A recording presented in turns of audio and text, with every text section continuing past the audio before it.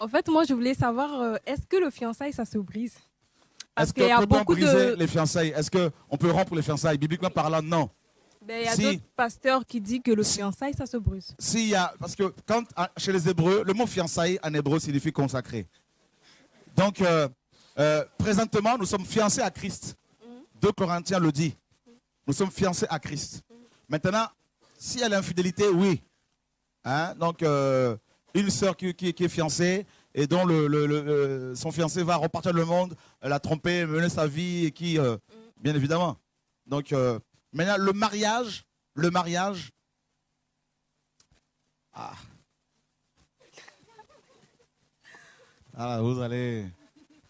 Le mariage, c'est quand l'homme et la femme vont ensemble, selon les Écritures. D'accord? L'homme quittera son père et sa mère et s'attachera à sa femme. Et les deux deviendront une seule chair. S'attacher ici, c'est quoi? Connaître la personne sexuellement. Je prends un exemple. Écoutez bien ce que je veux partager avec vous pour ne pas que mes propos soient déformés. Nous sommes en France, nous devons respecter les autorités, notamment par rapport au mariage. C'est-à-dire deux personnes qui veulent, n'est-ce pas, servir le Seigneur, être en accord avec la parole qui nous demande de respecter les autorités. Ces deux personnes doivent aller devant le maire de leur ville pour pouvoir se marier. Nous sommes d'accord. Maintenant, pour Dieu, il y a des pays où il n'y a pas de loi, par exemple, où il n'y a pas d'administration. Vous allez dans l'Amazonie, dans la forêt équatoriale où il y a les pygmées, par exemple. Ils n'ont pas de maire. Il n'y a pas de mairie. Hein? Vous allez prêcher l'évangile aux pygmées là-bas. Là. Eux, dès qu'il y en a un qui tombe amoureux d'une femme, il va voir ses parents, hein? Ils font ce qu'il y a à faire, et puis, c'est bon, ils sont mariés. Et vous allez leur dire, non, non, non, non, non, non, non, allez en France, vous vous mariez devant le maire. Ah non, mais il y a un problème, mon ami. Là. Donc, pour le mariage, selon Dieu, c'est au niveau de la famille, et c'est quand l'homme va avec la femme sexuellement. C'est pour cela que les femmes juives ne devaient en aucun cas avoir des rapports sexuels avant, n'est-ce pas, de rencontrer la personne que le Seigneur leur avait destinée. Et avant aussi d'honorer leur famille. Et lorsqu'un homme allait sexuellement avec une femme, et qu'il, n'est-ce pas, et une fois que la femme avait perdu sa virginité, cet homme était obligé de l'épouser parce que plus aucun homme ne pouvait l'épouser. Parce que lors des premiers rapports, comme vous le savez, la femme perd son sang.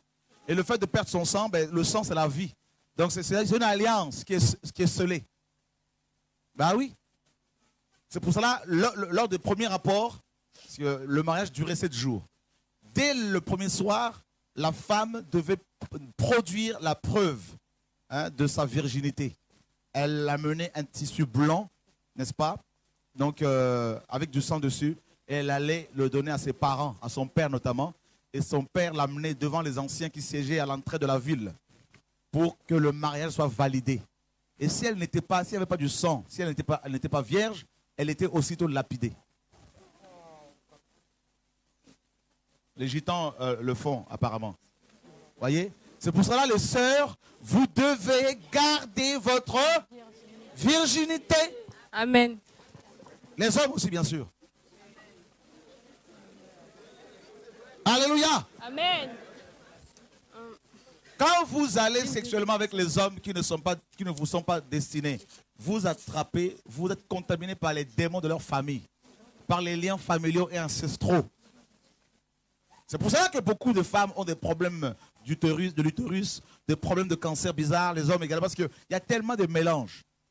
Il est dit dans 1 Corinthiens 6, celui qui s'attache à la prostituée est avec elle un seul corps. Vous voyez? C'est ça le mariage. 1 Corinthiens 6, 15. C'est pour cela que vous ne devez pas jouer avec la sexualité comme ça. C'est dans le cadre, n'est-ce pas, du mariage et avec la personne que le Seigneur vous a, n'est-ce pas, a mis sur votre route.